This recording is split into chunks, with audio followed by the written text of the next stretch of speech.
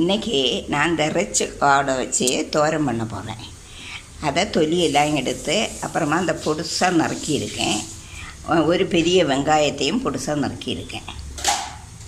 அரைக்கிறதுக்கு ஒரு 2 table spoon தேங்காய் திருவல், 1 teaspoon jeera, 1 teaspoon chilli powder, 1 teaspoon மஞ்சத்தூள், 4-5 பல்லு பூண்டு, 1 கொத்து கறிவேப்பிலை. இதை தோரனுக்கு அரைக்கிறது போல் அரைக்கணும்.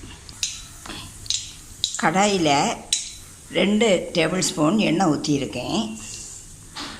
கடுகு,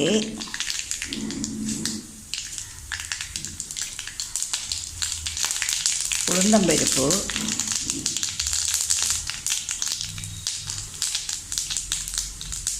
வற்றல் மிளகாய்,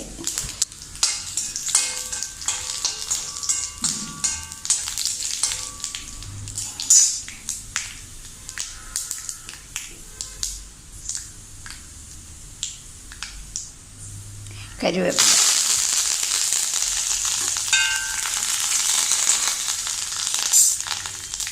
இனி இந்த நறுக்கி வச்சுருக்க இந்த ரிச் கார்டும் வெங்காயமாட்டும் அதில் தட்டணும். 1 டீஸ்பூன் சால்ட்டும் போட்டு நல்ல கிளறி கொடுத்து மூடி வச்சு வேக வைக்கணும்.